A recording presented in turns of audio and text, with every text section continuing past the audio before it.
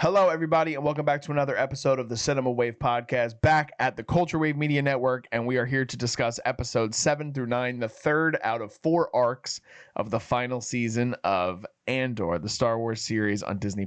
I am one of your hosts. My name is Darian Scalamoni. I am joined, as always, by Mark Jacobino. What's up, Darian? Hey, everyone. Lots to talk about, obviously. As soon as you walked in, I was like, how you feeling about this? And you're like, I feel good. I feel really good. The episodes are really good.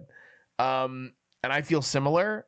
I will say, as of our recording, episodes, and again, the episode just came out yesterday, but episodes 8 and 9 are at a 9.8.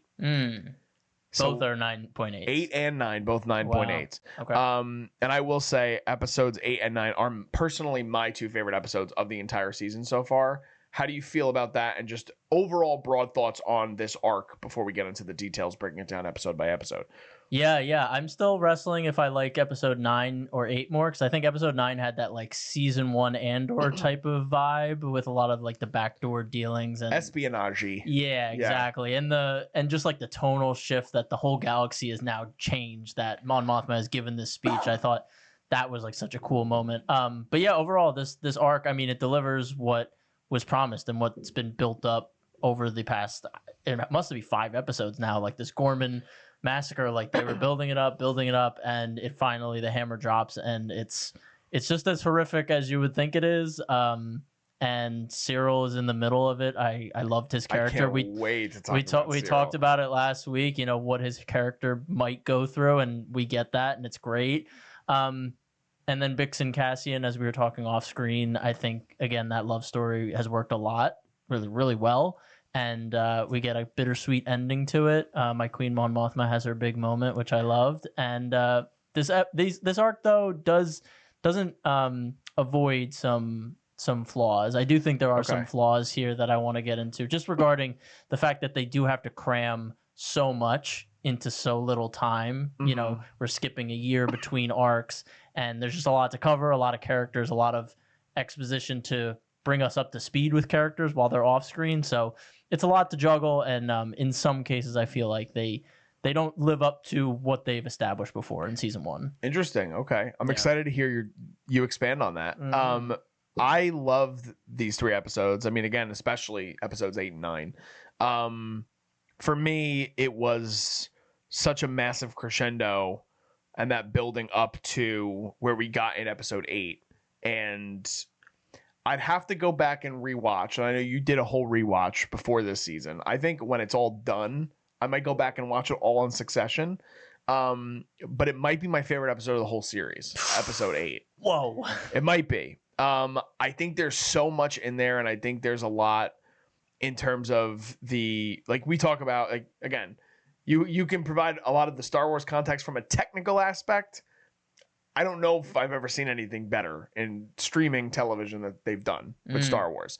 I think a lot of characters get these moments that are a lot of that show don't tell that we don't get all the time. But we also get like that Ghorman, like I didn't know anything about the Ghorman Massacre. I didn't know it was a thing in lore, in canon. And you're like, yeah, I don't know if it's really going to be that. Maybe it's not as big of a thing as they're going to make it out to be. And it lived up to like severe. Like it was severe. It was graphic.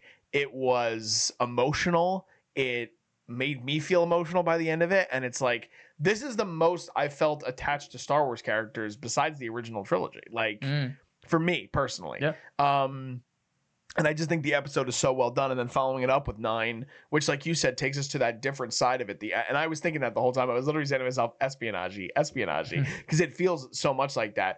And I do love that we get the interaction with Luthen and Cassian, and we'll break it all down. But I'm overly pleased with these episodes. I'm like, it's like, it's that excitement level with Star Wars for me, where I'm like, oh my God. And now we get the final thing, which you talked at the end of last week's episode, and I was like, what do you think we need to see next week? And you're like, well, we have to see this happen, and then we get it as our last shot, essentially, going into before our final arc of the series. So excited to jump into it, but we have to start with episode 7 because we're going to go in succession. So we are 2 BBY, right? And we start with Wilman returning to this. They're on Yavin, which I like the locale change. I think it's cool to see them kind of operating now in this more functional, structured kind of way.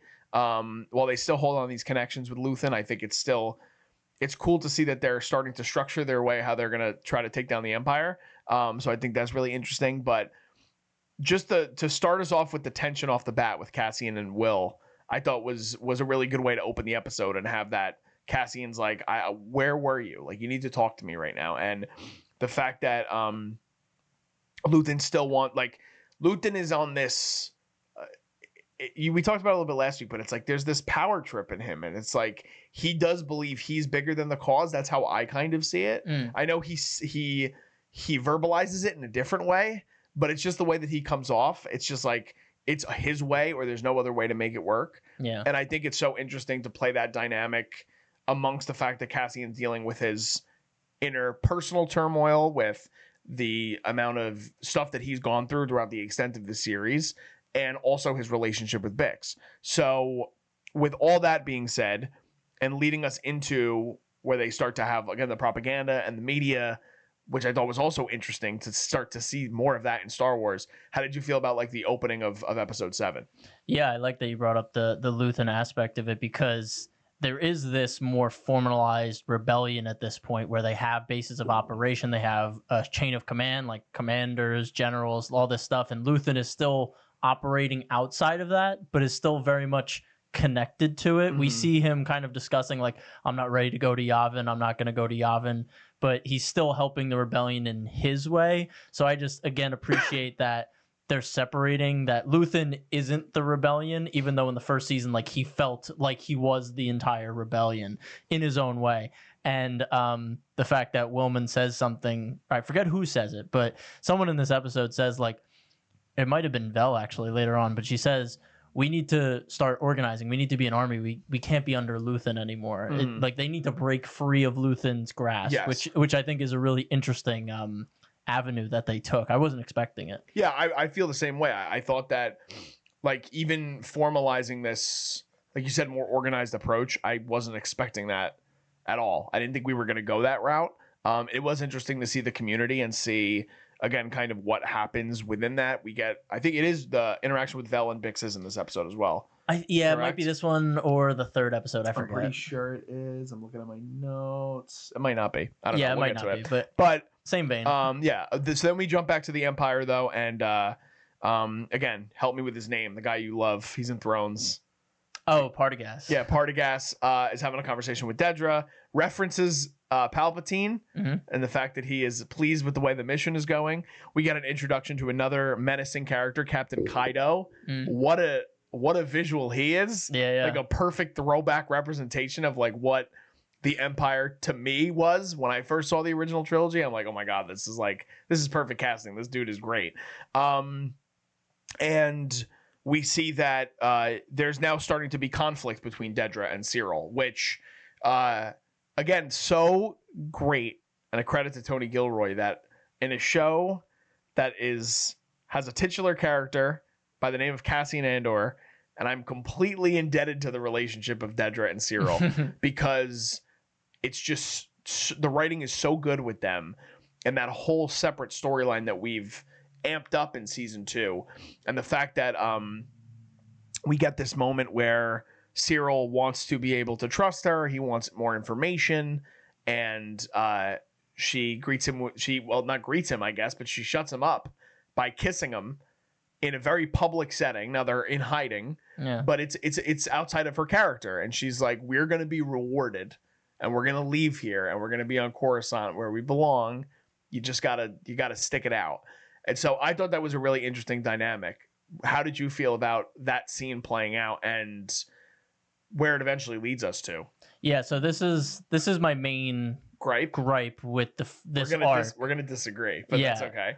It's only Dedra's character. I feel like there's a jump in her moral code with these episodes here, where it seems like she disagrees with the Empire doing this on Ghorman, where I had felt like there was no empathy ever with her character for the rebels or anyone against the Empire, and in this arc, she feels like she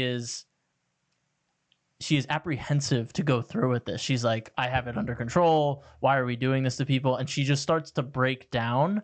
And I think there was a disconnect here for me. I thought with Cyril's character, it made total sense because we had seen some of that empathy previously. And as we talked about, he holds justice to the highest standard. And he's realizing that he's a cog in a machine that's not creating justice, it's creating chaos. Yep. But with Dedra, she's similar to Cyril. She holds justice to a high regard, but we've also seen her do terrible things in the name of justice. We haven't seen Cyril do terrible things in the name of justice. So now there's like a disconnect with Dedra's character where she kind of takes like a backseat and Cyril comes to the front as the, you know, more aggressive or more intimidating character here. And I was just curious if I was missing something with Dedra. I don't know if you picked up on something that I didn't. And I will say this. I will say I think it's a very understated approach with the way Denise Gough, I think maybe Denise Gough is the way you say her last name.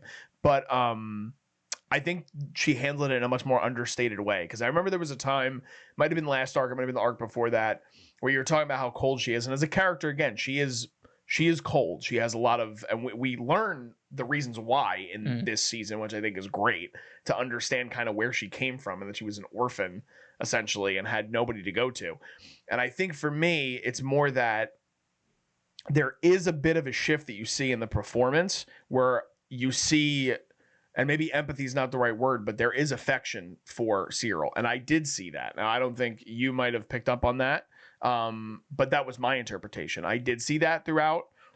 Again, I'd have to like probably rewatch the episode to pick up on an exact moment. Yeah, I saw her more like using him as a tool. Like I always saw her showing affection or showing like that she cared for him to continue using him and keeping him on her leash because she was the captain of this mission on Ghorman to, you know, agitate the resistance to speak out and attack the Empire so then they could come at them with an iron fist. I think two things can be true. I think it's a fucked up dynamic. It's not a healthy relationship. But I do think that there is a part of it where she did believe having somebody on the inside that she could trust, but also she understands that he has affection for her because he saved her at the end of the day, that he had some sort of care to do this and then not only save her life, but then expand it into a romantic endeavor. You know what I mean? So I think that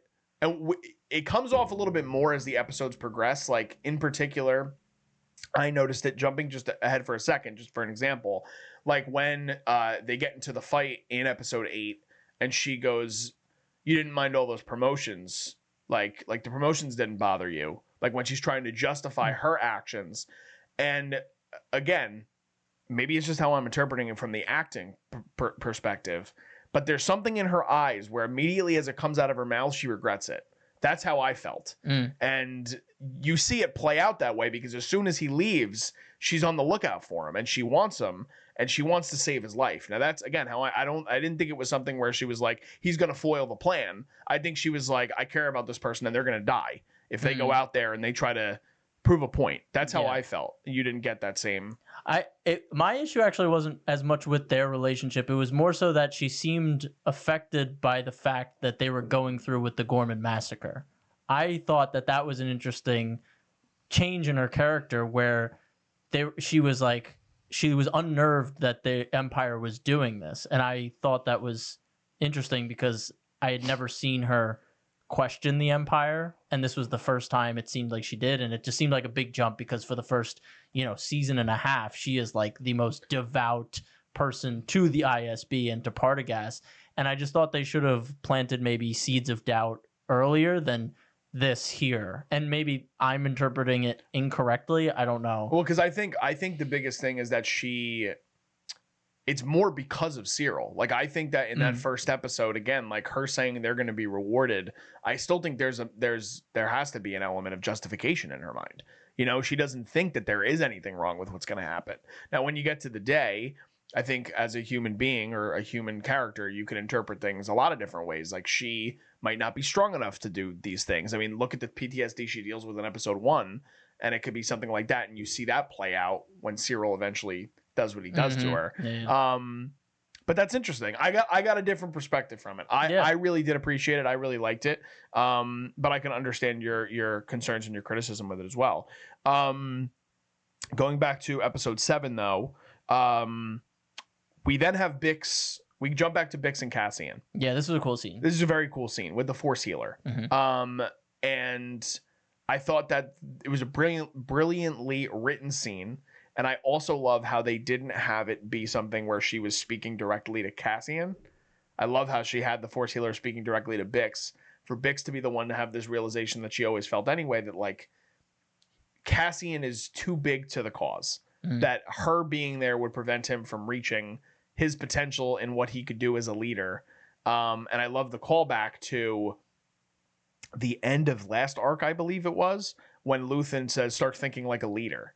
And it takes you back to that to be like, I mean, regardless of what you think of Luthen and his ways of doing things, there's a distinct now concrete belief across the board that Cassian has the ability to lead this rebellion in some way, shape, or form. So I love that scene. How did you feel about the scene in general? Yeah, I was never expecting like the mystical side of Star Wars to creep its way into Andor, but I think they did it in a very smart and organic way. And you know, having that Force element to Star Wars is always like special. It's in the DNA of Star Wars, and it was nice to just see a Force user like held up in this regard and treated with such care and respect in this scene, and it be a scene where like they're saying all this stuff that feels like original trilogy, like very mystical Star Wars. And there's just a lot of tenderness in it. And I loved how she spoke like, Cassian's the first person to give me clarity in a very long time. Like she saw the future so perfectly through him. She knew that his mission, whatever his path in life was in the right direction if he stayed on it. And telling that to Bix and her being lit up by that. And I forget the line she said. She said something like, you know, maybe where he needs to go is to you or something like that. I forget what it was, but it really like it stuck with her. Yeah, like maybe you're the one that can help him get there, I think is kind of basically how she says it. But we have that scene, which again, another great scene in the episode. We jump back to the resistance fighters on Ghorman. Cyril tries to get information to Enza. Now, this is another thing I'm curious because I felt this way. Shout out to Screen Crush. When I watched their video, Ryan Airy said the same thing. He felt a similar vibe. I was getting like romantic vibes from Cyril and Enza in a very small scene. And again, it might not have been, it's not overtly romantic. I think it's just that he is attracted to the cause at this point. He's more attracted to the cause and the fact that Enza has been a leader throughout that cause. And it's like he looks to her as someone that he can trust. And she shuts him down immediately and slaps him across the face. But I am curious if you got that vibe at all from that scene. I think it's interesting. I think there is a degree of, you know, Cyril has been so close to them and their cause for now a year. As we mentioned, you know, there is these time skips and he's not with Dedra. Dedra's on Coruscant, like just barking orders at him from afar. And now she's finally on the planet. And so there is that maybe insinuation that he got close to her and maybe started to have feelings for her, and he starts to feel bad for the resistance as a whole. He's kind of like trying to warn them. He tries to warn every single one of them, and they're like, you did this, like you're part of the issue, get away from us. And it's interesting. Like I think it's again those things where Tony is the writer that could pull off having year gaps between things and just planting little seeds of what could have happened in that year, and it makes sense and not have to exposition about it. Yeah, he makes authentic scenarios, like, and he puts them in the world of Star Wars, and you're like, that feels that feels like that would actually happen. You know what I mean? Yeah. But then we go from there. We then start to see Cassian and Willman say that they're going to go somewhere, but they don't say exactly where. We know they're going to Ghorman, obviously. And then you start to see these new recruits from the Empire, children, as Dedra refers to them, where I think maybe that's where some of the hesitancy might creep in. She's like, I don't know if this plan's going to go the way it's supposed to go. Like, why are these the people that are here to defend us as a part of our mission, which I thought that was really interesting. We got a really fun Star Wars-y moment with Cassian flying and staring right at Will as he's flying. I love that. Those are just bits and bops of all that stuff. But anything that stood out to you in terms of kind of the final part of the episode. And by the way, looking at my notes as I'm talking to you, it was in episode 7 when they have the conversation. She said, "We're not Luthen's puppets anymore." Okay. And I wrote the quote Yes. directly. So Yep, yes, Vel does exactly. say it to Bix. So yes. Exactly. Yeah, the recruits. I love their inclusion in this because obviously we see what happens in the next episode with the recruits, that they're essentially there for cannon fodder. Like the Empire is completely using them for that purpose to start the riot. And in the next episode you see them, like, you go out in the crowd and they're like, these are kids, like they're gonna get messed up in there. And he's like, I don't care, like they need to go in. And so I do like their inclusion. And like you said with Deidre, I think there is like a deeper look into her character that is very subtle, that she is in the ISB, she's in the information side of the Empire, she's not in the front lines version of the Empire. And now she's seeing, similar to Cyril, what the frontline Empire is and how different they are, and what that she might be a pawn as well. Because Partagaz was, being a mentor to her. You actually almost feel like, oh, Partagaz is really looking out for her. And then in these 3 episodes, you see him kind of say, like, no, we got exactly what we needed. Leave it up to Captain Kaido, which was also, I thought, a really interesting thing. Yeah. And for her to be like, why am I being watched over by these people? What did Kaido said? He had a great line. He's like, you're the trigger, I'm like the trigger sensor, or something like that. Like essentially saying I'm gonna pull the trigger or something like that. Like, you're in control, but I'm the one making the things happen. Yeah. I thought it was such a good line. And then I guess the episode ends with Cassian getting to Ghorman and the bellhop recognizing him, which I thought was really great cool. Callback, yes. The bellhop was great. I loved it. Yeah. So again, on its own, a very strong episode. And then we get episodes 8 and 9. So episode 8 obviously being the whole episode, essentially being the Ghorman Massacre and the protests. Very much echoing kind of the season 1 finale of Andor. Yeah. Again, I've overstated probably, again, like it's probably my favorite episode of the series. What were things that stood out to you that you really loved in the episode, and things that maybe you had gripes with? Because you said in the beginning of the episode, maybe this episode you had none. No, it was really just the Deidre part. Gotcha, part of the 3 episodes. I love that we have the Cyril POV, because he is someone, again, who his whole world was revolving around justice and thinking he was doing the right thing there, and now he's in the middle of this horrible event that he had a part in. And not only is his world crumbling around him literally, but also his world view is crumbling around him. He's seeing who the Empire truly is, and that he's been serving them for over 2 years now, and he feels like his life has been useless now that he's really been serving this tyrannical regime. So I love just the slow motion shots of him walking through the crowd and just bodies falling next to him, and he's just like, it's haunting, dude. It's horrifying. And that first shot where they have the new recruits in the middle, and they have the snipers shoot their own Imperials to make it seem like the Ghormans were the ones that started it, and then the one recruit just shoots the person right in the front row, and it's just like indiscriminate, just killing, and it just makes you feel so dirty. You're just like, oh, this is awful. And then the stormtroopers are just laying waste. Yeah, it's crazy. It's horrible. It's crazy. Horrible. It's a war movie. It's 100% a war movie in the world of Star Wars.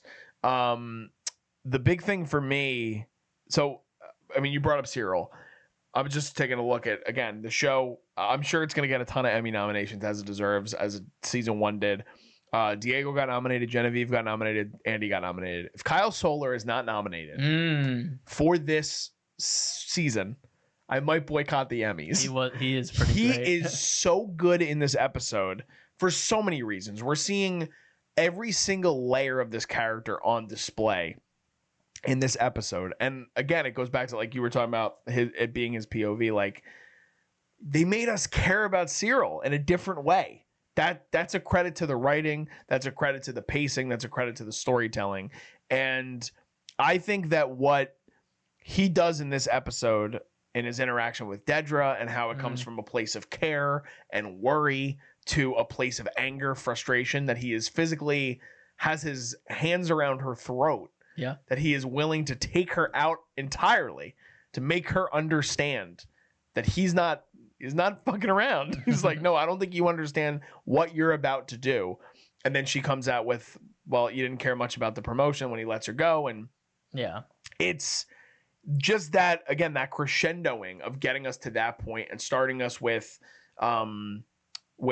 we start to see the peaceful protests come in, and they're singing their song of freedom, and they're chanting. It's just so well done. And then like action, it gets crazy. We see people getting taken out left and right, and then we get the K2 units launched, which is terrifying. We see the death of Enza, the death of Enza, which is brutal as well. Just taking this woman, chucking her, breaking her spine and neck, and that's it. She's done. Yeah. And even these characters of these resistance fighters that we've only had for a few episodes, you start to understand it's like you understand their message already, but seeing that they're being decimated before your eyes, and it's like, oh my God, man, like this is like massacre is the only word to describe it, you know? Yeah, I totally agree. And the K2 units, just the fact that they don't give them weapons, like they're physically there to be intimidating and kill in the most brutal ways possible. Like they could give those droids blasters, but they send them out to kill people with blunt force. And there's like 4 of them, right? Yeah. They sent 4 of them in an audience of thousands. Yeah. It's crazy. And you can't shoot them. Like they have like the deflector armor, and so they're just there for intimidation, which is just crazy, the thought process behind the violence. And then of course we get the great standoff between Cyril and Cassian, so where good. Cyril is just like, this is the worst day of his life, and then he sees the person that literally set him on this course, and it's just like perfect. And it's also so perfect because, first of all, the scene is great. It's so intimate in terms of the action and the choreography. I love that aspect of it because it makes you feel like, oh my God, man, this is like, and again, we know Cassian lives. Yeah. Like that's the thing, audience. Like we know that Andor is going to live. He's going to make it through the series, but you're still like, oh my God, they put so much tension in the scene. But I love when he has the gun pointed at Cassian and he turns to him, he goes, "Who are you?" I know. And it's like he has completely removed Cyril as a part of his life, and Cyril has let this consume him entirely. And I just love when they do that in storytelling, and Tony is so good at it. And it's amazing. And then he gets shot and he's dead. And it's from, I forget the character's name, but the older gentleman who leads the resistance. And it's just great. I mean, it's I can't think of a scene in Star Wars in recent memory that made me feel so much, you know, like personally. Yeah. But I just love that. And then we get the scene of Dedra freaking out, which again, another great acting scene. It's just like she's in that bipolar mode of who she is as a character, where she's emotionally breaking down, but she can't shed a tear, but she could weep, but then she needs to straighten her outfit out, and she needs to make sure that she's stable enough to continue with the mission. Her hands twitching, and she tells herself to essentially stop. And then we get, of course, the reveal of Cyril's mother watching the news with a single tear flowing down the I mean, like, dude, like emotionally had me through the ringer this episode, like totally. That moment in particular with Dedra with her mother, and then of course we get Will deciding to stay, and we get the K2 unit. Ending of the episode, how did you feel that they wrapped it up? Yeah, I really like the imagery of Dedra trying to get the ISB uniform off when she's first in there. It's almost like the Empire is like literally constricting her. Not only that, but her getting physically choked by Cyril and feeling like, oh my God, I need to just take everything off. Yeah. All of it. Just like and again, the criticism is more so, for me at least, was more so like Dedra's turn. It was never towards the actress. She has been incredible for 2 seasons, and I'm very curious to see if we even see her next week or where her character goes, because I'd love to see where that ends up, especially if she does find out, like, you know, or I guess she will find out that Cyril died, and that she now has nothing and has been completely played by the Empire she's served so faithfully. I need closure with her and the mother. I need one more scene. Ooh. I need one more scene with the 2 of them. Yeah. And I don't know if it's a funeral. I don't know what it would be, but I need it. I need it. Do you need a mother? Why would you do this to my son? I just need it. Like if that would be the perfect closure for me. But great. And then so, did you think Will was going to die? Do you think Will was going to sacrifice himself and essentially? Yeah, I thought he was going to die. And he makes it out. Obviously, he gets like maimed. We see in the next episode. Mm-hmm. But yeah, I thought he was going to die. So I'm curious if he makes it out. A lot of characters live, dude. A lot of characters have lived. I mean, we got one more week, but yeah, a lot of characters have lived. The last thing I wanted to discuss on the massacre is just the silence that they end the episode with, like the TIE fighters just flying over the city, and it's like. It's just haunting, like you said. Like there's not some grand fanfare of like sad music or like zoom ins on dead bodies. It's just like silence over this city that just got the worst event that's ever happened to it. And it's just like, it's just like another day. You know what I mean? You know what we didn't talk about in this episode that I feel like we have to bring up? What? The radio. Oh yeah, that was so sad. Dude, like, and it did. So it echoed a lot of the called it Minerva, is that the character name? No, what's the character's name? Andor's mother. Oh, Marva's speech at the end of season 1, and you're hearing the it's what's the character's name? I have it. Drina's the one talking over the radio, and she's like, everything you've heard is true. This is happening now. Like, we are being murdered. And it's like, oh my, like, I just can't even fathom. You know what I mean? Like, and it's played so well. The intercutting between the characters, Cassian driving the car with the tear flowing down his face, that plays into, like you said, the conclusion of the episode, where you see him in the vehicle driving away from the situation to pan out and start to see the explosions in the town, and he's away from it now, but there's still so much to still come with Ghorman. It's just great job, Tony Gilroy. I have no complaints about episode 8. I think it's so good. So good. And then we have another episode, Mark. And we have a whole other episode. We have episode 9, which focuses very heavy on your queen, Genevieve O'Reilly, Mon Mothma. We open the episode, I believe it's with Senator Iran getting arrested, if I could remember correctly. Yep. And we had talked outside. We didn't talk much about Bail Organa last week because it was a very small scene, but he has a bigger role in this episode, which you had said you thought that you basically forecasted you thought that was going to happen. It's obviously been reported everywhere now, but at this point, I guess we could have a short discussion about it. Jimmy Smits' scheduling conflict. I'm pretty sure it's the new Dexter series that he's going to be in, is the reason I think he couldn't do it. But there was a scheduling conflict. He's played the character for a very long time. They replace him with Benjamin Bratt. How did you think he did? Did it distract you? Did it take you out of it? No, I think he did a good job. I think he upheld that like stoic, but warm confidence that Bale has, that elegance that he carries himself with. I think he captured all that. I mean, it's unfortunate. Of course, it'd be great to have that through line of the character, but I think he came into the role really well. I agree. I had no problem with it. I loved his conversation with Mon leading into it and setting the stage for, as you said earlier on in our episode, the espionage-y episode of the season so far, because that's very much what it is. A lot of backdoor dealings, a lot of people having to trust one versus trusting another. And so we go from that conversation to another conversation with Cassian and Clea, as she's basically like 3D printing this journalism pass for him, a journalist pass. Yeah. And he's coming from Ghorman right into the situation. She's like, all right, we got another mission for you. And he's like, all right, well, after this, I'm done. Yeah. And she's like, well, what are you done with? And I love that scene too. It's like, she's like, do you not realize how much all of us have given to this? Like, I understand it's hard. I love that the way that she's like, I get it. I understand it's hard. It's hard for me. It's hard for Luthen. It's hard for it's hard for everybody. This is the world that we're living in. So I'm curious, because I know you're a big fan of that character as well, and she was big last week. Obviously, she had a standout episode. That conversation, and I guess the earlier politics of the episode, which I know you're such a bigger fan of in Star Wars in general. Yeah. I think it's so interesting, because you would think the more terrible things these characters see and go through, the more resolve they would have to go against the Empire, like Bix, like. We saw with Who's Cinta, all of these characters this season, we've seen them break down. Like, they don't want to be a part of this anymore, at least to the degree that they have committed to. Yeah.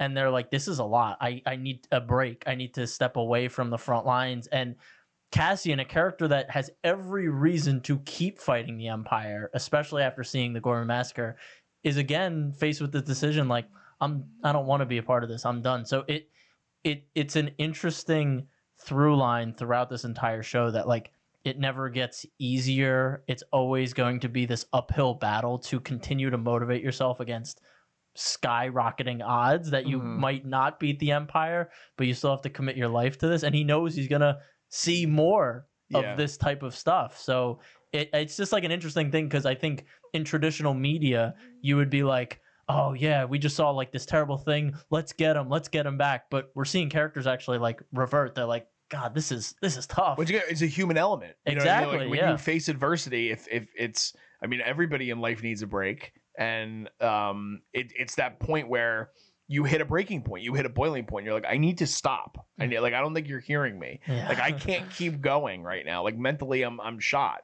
And they're like, you got to keep doing it. And it's like, I think about the mentality of like athletes and like what they go through, and it's like, well, like I don't know, this is just on the top of my head, it's so off topic, but it's like Derek Jeter just did a commencement speech at Michigan, and he's talking about how he's like, if I didn't live through my failures, I wouldn't have been able to have the successes that I had. And I think the most interesting part of it, which I brought up in the past as well, is that how they're going to wrap up this series is so interesting, because we already know the end of the character, and we're not going to lead up to that point. We had a whole movie to get us to that point where he again inevitably commits suicide for the sake of the Empire, or for the sake of the rebellion. And I don't know where the closure is, and I think that's what's so enticing to me. It's because it's like, what are we going to get? Now I have a theory. I'm curious on if you think, because we're going to jump one last year in our final arc of the series. I think he's going to have one more interaction with Bix. And that's what I think. I don't think we've seen the last of her. I think they have one more interaction.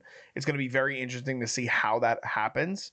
But I do think we get one more, and I do think she lives. I do think that Biggs lives. How do you feel? What do you think about my theory? I have nothing to base it off of. It's a gut feeling. I would like to see more of her. I would hate that the end of this arc is the last time we see her. But there is a part of me that thinks there's a beauty in the way it's left off, where she's like, I'll find you. And that's the last thing he hears from her. And then we know in his last moment, he might have thought of that, or she's out there in the world seeing the Death Star eventually blow up, or the Death Star 2 blow up, and her thinking like, even though I never reconnected with him, like it was all worth it. Yeah. So I think there's like a beauty to it. But I would also, would like to see more of it. Do you think we see more of her character at the conclusion of this series? You think like maybe like a time jump? Well, I'm saying like again, let's say that she winds up living, and we see Adria Arjona come back in another capacity in the future if they want to do another story within, because obviously when they blow up the Death Star, it's not the end of Star Wars. There's still more to come. Like, do you think she's still alive and has her own story to tell, to continue? I don't think there will be more with her character, no, outside of Andor. But I would like to see her live, considering, as we've said a lot, like a lot of these characters are gonna probably die. Yeah. So it would be nice to see her make it out. Yeah, I agree. As the last of the Ferrex gang. Yeah, for sure. But anyway, we can get into the minutia of the end of it as well in a little bit. Yeah. But now we go on this mission. Before the mission, we find out that there is a hidden mic in Mon Mothma's office, and this is where the trust becomes a very big thing. She's not sure who to trust. She is told by Luthen in a great scene between Stellan Skarsgard and Genevieve O'Reilly that all of Bael's men are corrupted. You can't trust any of them. They're compromised. Yeah, we find out that's just like one of them. Yes, and you can't go in a car with them after you're done with your speech, because you're going to get arrested, and this is not going to be good for you. It's not going to be good for us. We're not going to have any intel. We're not going to be able to do anything. And she's so afraid, and it's just played like perfectly as like, I mean, most people, but again, like a politician in such a high-ranking position. Like, for all that she's lived for, even though she has this backdoor mission of helping the rebellion, she's like, I'm going to lose everything. Like everything I've worked for is going to be gone if I don't choose right, essentially. And I love that they lay it out that way. How did you feel about that setting the stage essentially before she has her big speech? Yeah, I mean, there's so many great portions of this. Obviously, the wrinkle that Luthen's her assistant has been working for Luthen for 2 years. Mm-hmm. So again, Mon Mothma is just in this box where she can't trust anyone around her. Even her most trusted assistant is also not who he says he is, and she's always just faced with these terrible situations where she just has to trust other people and just kind of move forward. And I also appreciate the risk that Bale and her are taking, even though they're not on the front lines. Like, you see how much they're putting on the line by putting their voice to the rebellion. And I thought, just the way they handled that whole situation with Bale and Mon was great. So yeah, I love when Luthen's just like, can't trust them. You gotta trust me. I'll get you out of here. And again, like, she's like, in the back of her head she trusts him, but she always just says, I hate you. Like, you being in my life is just making my life so stressful. But at the same time, he's always come through for her. Yeah, 100%. And then so she gives her speech. Is there anything in the speech that stuck out to you, that in terms of lines or anything? The distance between reality and truth is an abyss. I thought that was such a powerful and like a very great use of imagery in a way to just illustrate, something that's evergreen. Like, it's a concept that will never not be true. If someone watches the show in 100 years, like, that concept will still mean just as much as it does now. So yeah, it was great. The only thing I had an issue with, I didn't really have an issue with, but I thought some of the intercutting they did with her speech kind of took away from the speech. You know how they were like intercutting with the other person that was working with the Empire. Yeah, so they're intercutting there, and then they were intercutting into the hallways, and like, I think they did a great job of that in Marva's speech in the first season, where they were intercutting between everything going on in Ferrix, but her speech was still like the centerpiece. I felt like with Mon Mothma, it was more like you were a fly on the wall in the Senate building, totally which is fine. But for me, I appreciate the other way they did the intercutting. But again, it's not bad. I will say though, I think Tony, and I mean, I mentioned the director's name before we started rolling, Janusz Metz. They still do such a good job where a lot of series and movies will do this thing where there's an important thing happening and then they'll cut away and they'll literally cut everything about the speech. Like, you won't hear an audio overlapping. You won't have it anywhere. And not only do you have the audio overlapping, and it's a subtle detail, but when Cassian's in the hallways, he's looking up and watching the speech, which I really like, because it's like, oh yeah, like that would happen. There would be TVs everywhere. Like, that's right. But it's a detail that sometimes gets overlooked, not only in Star Wars, but just anywhere. You know what I mean? Like, I think the attention to detail in this show is better than majority of television that's on. It was a very grounded way to convey this speech to like a broader audience. Yeah, 100%. So we get that. She gives her speech, and then we have the whole kind of final part of, before we get to the Cassian and Bix stuff, we have this breakout, essentially, where Cassian is like, you have to come with me.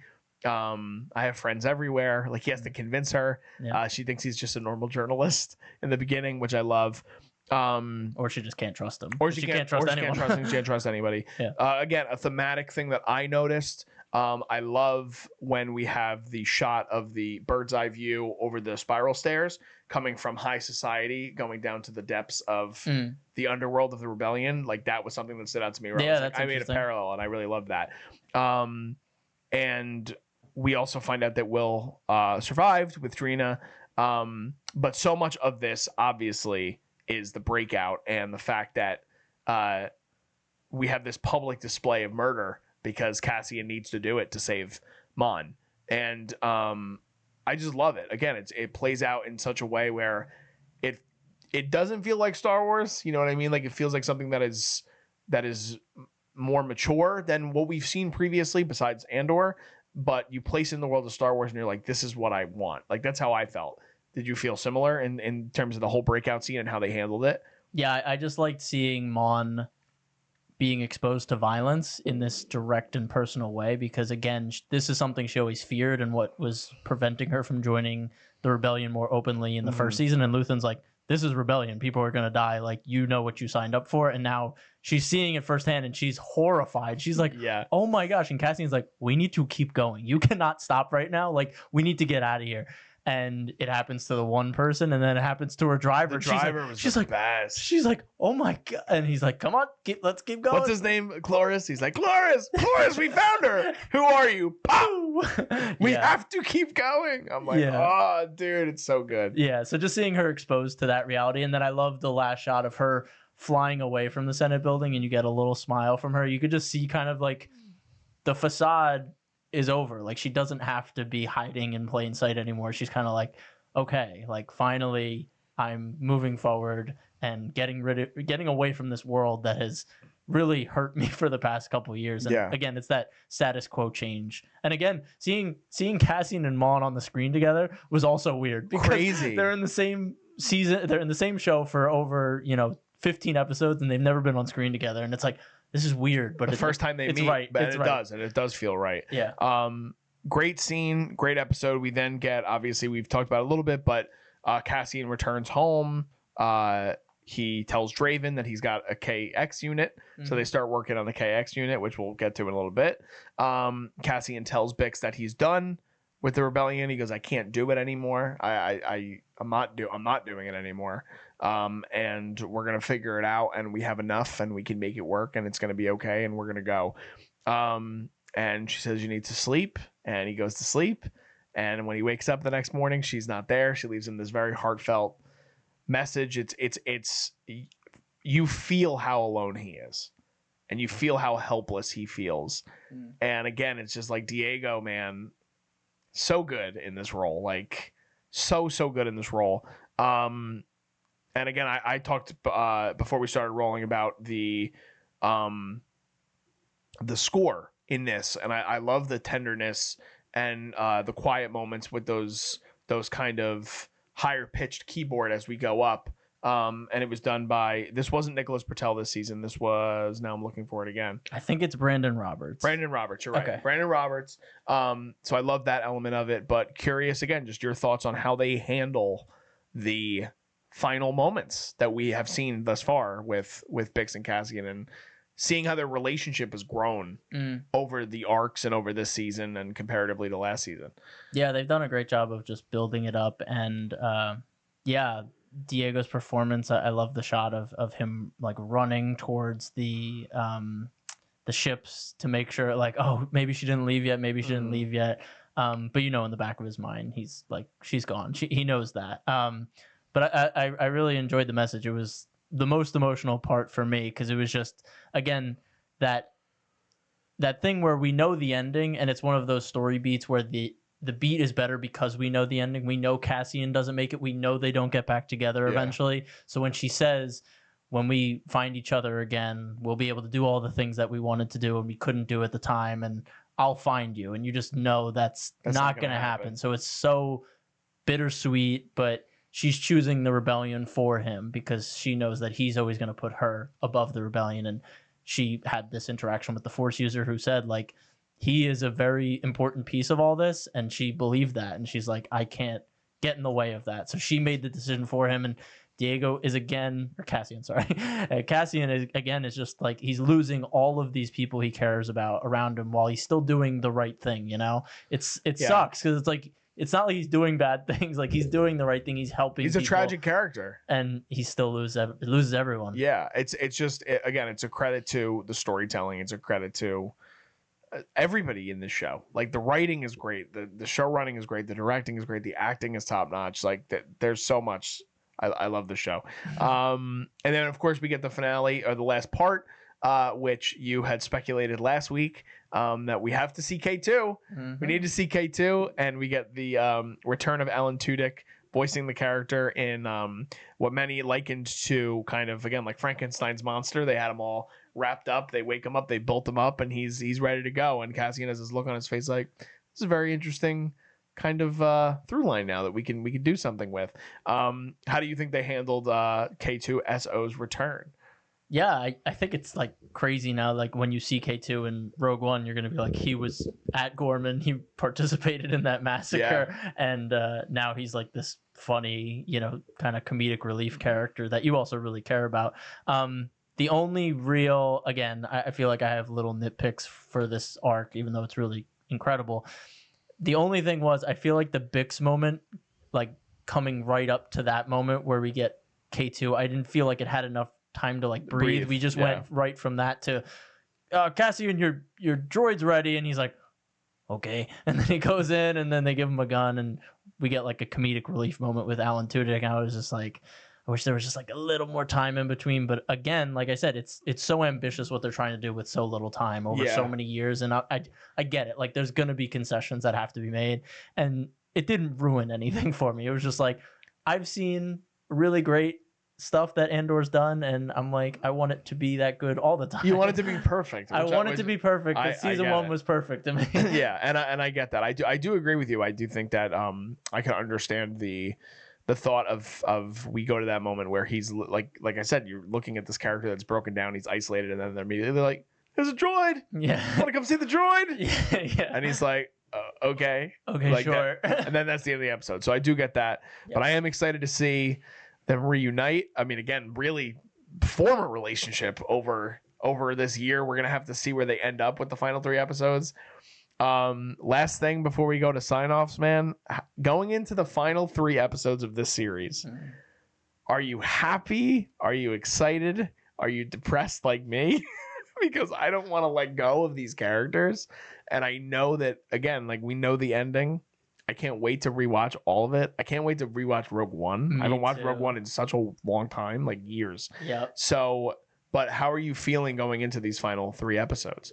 I am very just curious to see what they do, how they lead up to Rogue One, how they tie up all of these new characters that they've introduced with Luthen, Dedra, Mon Mothma, who I think this will be the last on-screen we'll see of her character, which, is sad because, again, she's not like a big part of Rogue One or anything like that. So this is really like her kind of like curtain call. So I'd really love to see something great with her character. And yeah, I'm just trying to savor it because, like, is it ever going to be this good again? It's really hard to say. Might be doubtful, but yeah, I'm just trying to savor Andor while it's here. Yeah, I feel the same way.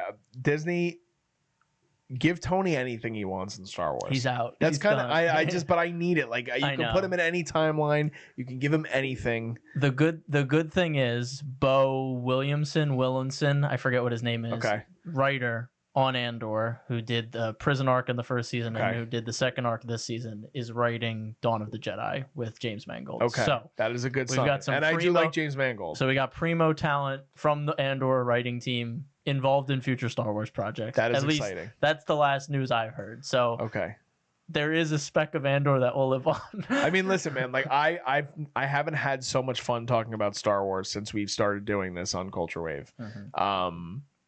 We have 3 episodes left. Like, I want to score it now because I love the show so much. Like, I haven't loved the show this much in such a long time. And these 3 episodes in particular just made me like giddy with optimism, and just, I feel like, again, like I'm on a high. It's like I have Sinners and then Thunderbolts and now this, and it's like Severance also came out this year, which I loved, and it's just exciting. So, a lot to be excited about, a lot to speculate. I'm excited to come back to the table with you next week for a supersized finale discussion. I can't wait for it. But let us know in the comments, what are your guys' thoughts? Hopefully you guys love these episodes as much as majority seem to have.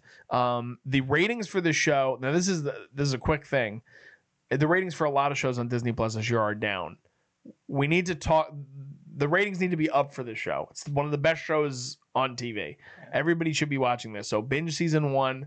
Get caught up for the finale next week if you can, because in my opinion, it's the best show on TV.